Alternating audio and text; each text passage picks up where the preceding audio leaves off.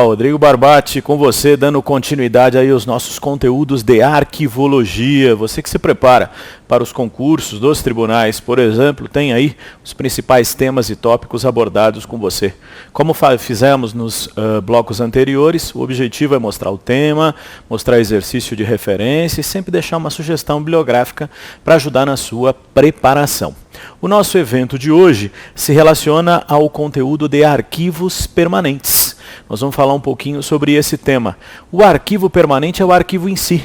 O próprio conceito, a lógica de arquivo, tem no arquivo permanente o seu melhor exemplo. Por quê? É um documento que permanece ali de caráter definitivo, no qual a organização tem que trabalhar para mantê-lo, para preservá-lo, para que ele possa ser utilizado. A principal característica é lembrar que o arquivo permanente assumiu outras funções, não as funções tradicionais do arquivo corrente ou intermediário, de ser fonte de apoio à administração, ter um valor administrativo, fiscal ou legal. Ele basicamente surge para guardar os documentos de valor histórico. Então aqui o arquivo permanente se aproxima um pouco daquela função que bibliotecas e museus podem desempenhar, ou seja, ser fonte de estudo, pesquisa, conhecimento, mas sempre lembrando, falou em arquivo permanente, arquivo de terceira idade, estamos falando de documentos de guarda definitiva de valor histórico, de valor secundário. Isso é ponto importante para você observar. Muito bem, professor, se isso é fato, o que temos que conhecer sobre arquivo permanente? Primeira ideia. Qual é a sua principal função? Lembre-se que a sua principal atividade ou característica é justamente guardar documentos de guarda permanente. Mas isso é um pouco redundante, se o arquivo é permanente. Nesse sentido, você vai observar que é esse caráter definitivo. Então, você tem aqui documentos de guarda definitiva. Então é o arquivo em que o documento fica definitivamente. Ad eternum, professor, por aí mesmo, definitivo. Então esse é o principal aspecto. É arquivo definitivo, documentos de valor secundário. Então quando ele assume essa função, ele está desempenhando um papel histórico, cultural, alguma coisa nesse sentido que você vai observar, ok? Então, documentos de valor secundário. Outra coisa importante, o uso dessa documentação é limitada. Por quê, professor? Ele não tem mais a função administrativa. Então, como ele é histórico, cultural, educativo, ele pode assumir alguma função assim, ele será utilizado basicamente como uma fonte mais informativa.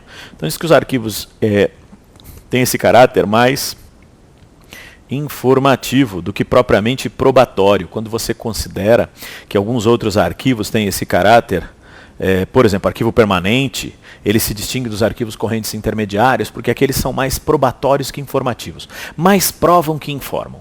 Os arquivos informam e provam, essa é a sua característica fundamental.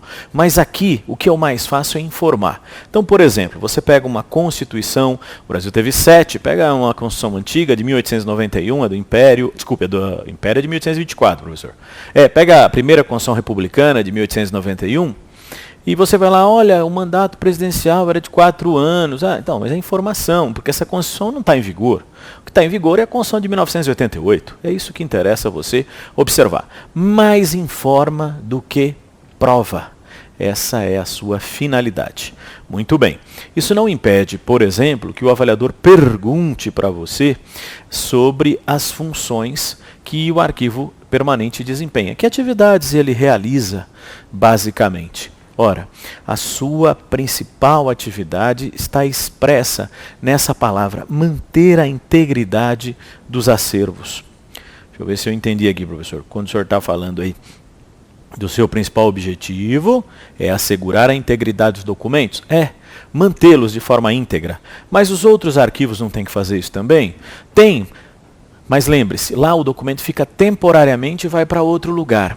Aqui fica definitivamente. Então a integridade é o grande desafio.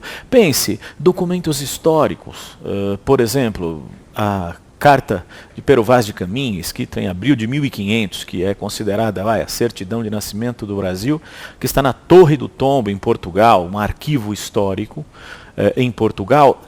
Tenho que guardar um documento que tem mais de 500 anos. Observe isso.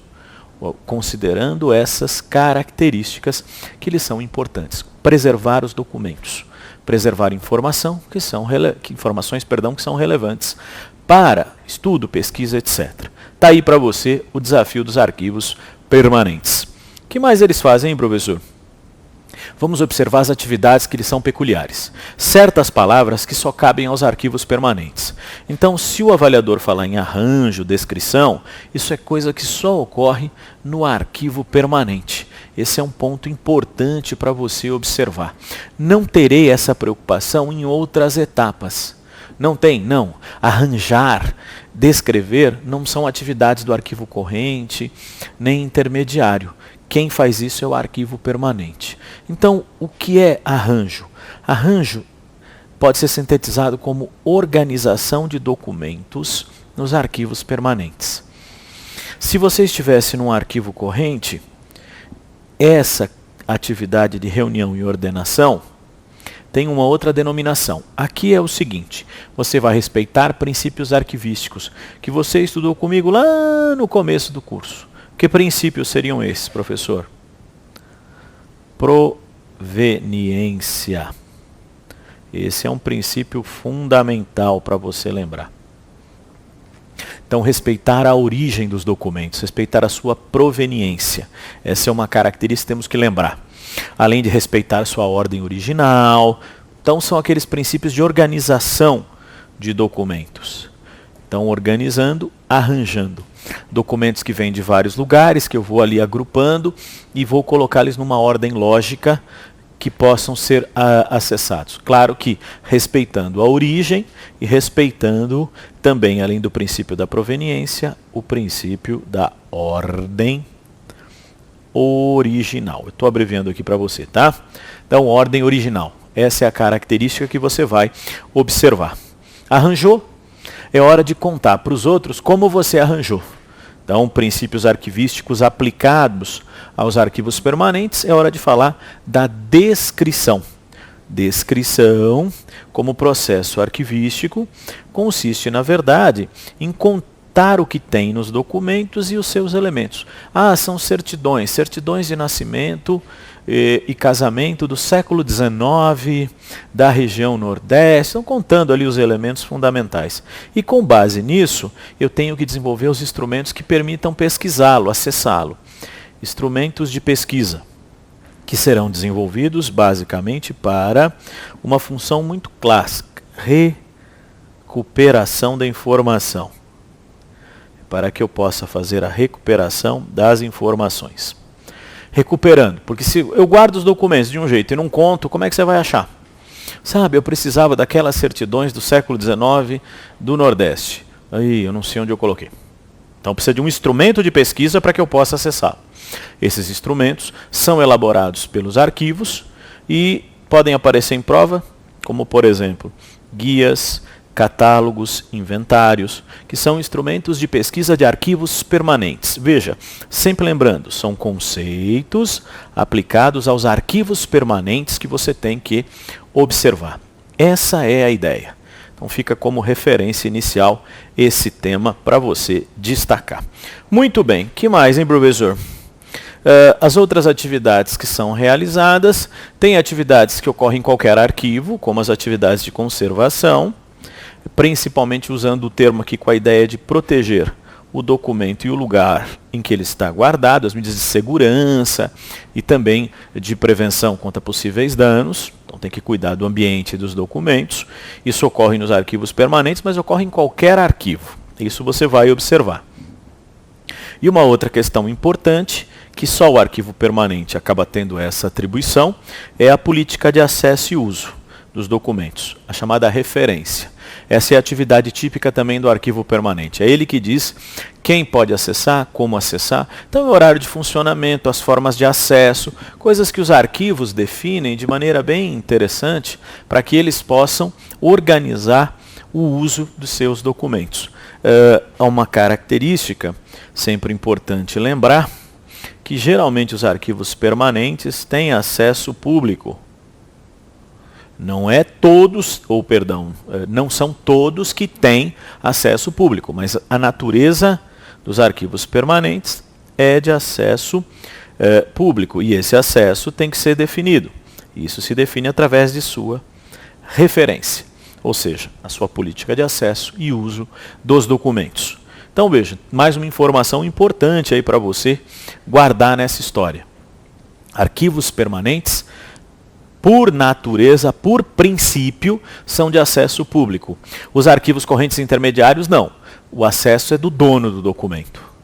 Essa é a ideia. Exemplo, um documento do Ministério das Relações Exteriores, que está lá no Ministério em uso, não será acessado por você, nem por mim, se ele tiver restrições, são documentos do órgão, etc., ou do Ministério, perdão. Agora, quando eles são transferidos para o Arquivo Nacional, aí o Arquivo Nacional é que define o acesso, o uso desses documentos. Se são documentos que não são documentos sigilosos, o público tem acesso livre, se tem restrições. De todo jeito, é referência à definição da política de acesso e uso dos documentos por parte dos arquivos. Seria essa a ideia para você lembrar. Muito bem, então alguns conceitos fundamentais aqui para os arquivos permanentes para que você possa lembrar. Finalizo lembrando a você também que o arquivo permanente pode desempenhar outras atividades, como por exemplo a questão de trocar o suporte, mudar o suporte físico, através de processos de microfilmagem e digitalização. Então, transfere o documento do papel para o microfilme, do papel para o meio digital. Então muda o suporte para manter o documento ou até para substituir o suporte, depende da finalidade, tem essa característica. Além disso, é óbvio, um processo de cuidado da documentação recebida para evitar que documentos contaminados entrem em contato com os acervos. Exemplo, o documento pode vir com alguma praga que possa infestar, documento em papel, por exemplo, o risco que você tem aí de micro-organismos, etc., que possam danificar outros documentos. Então tem que fazer a verificação, higienização, são atividades que o arquivo permanente também faz e que vão fazer parte do seu trabalho. Essa é a ideia fundamental aqui para você lembrar. Muito bem, professor. Além desse processo e das atividades, então, do arquivo permanente, compete chamar a sua atenção para uma pergunta. Veja essa pergunta da FUNCERN. Para o técnico, consideram-se instrumentos de pesquisa utilizados nos arquivos como meio de disseminação e recuperação da informação. Então, serve para recuperar e serve para fazer propaganda, falar o que tem nos acervos. Então, essa era a pergunta, ó. Queria instrumentos de pesquisa para recuperar e disseminar informação. Quais seriam esses documentos, esses instrumentos de pesquisa? E aí você vai lembrar naquele conceito que a gente já trabalhou. Tem inventário, guia e catálogo. Isso eu mostrei para você anteriormente. Então, nesse caso, veja, protocolo é a atividade lá do arquivo corrente ou da fase corrente dos documentos. Arranjo é a organização de documentos. De novo, protocolo, arranjo. A questão da tabela de temporalidade é para destinação. Então, não tinha conceitos corretos aqui. Sumário, resumo que você usa para acessar documento, não é um instrumento de pesquisa típico do arquivo permanente. Você pode usar inclusive um arquivo corrente ou outros arquivos, então também não serviria para nós. Então com isso você viu que a única alternativa que tem a resposta correta, B de bola para você observar. Muito bem, professor. Concluindo aqui a nossa conversa, mostro para você o gabarito da nossa questão. E se você quiser conhecer um pouquinho mais sobre os arquivos permanentes, o livro da professora Marilena Leite, sempre como sugestão, no site do Arquivo Nacional, você pode, do CONARC, informações sobre o dicionário de termos arquivísticos, que fala um pouquinho disso, o nosso livro de exercícios como sugestão para sua preparação, temas e conteúdos importantes de arquivologia, arquivo permanente, sempre cai em prova, sempre uma questãozinha relacionada à sua dinâmica ou funcionamento, então fica essa sugestão para você. Tá bom, pessoal? Obrigado a todos, bons estudos e até a próxima.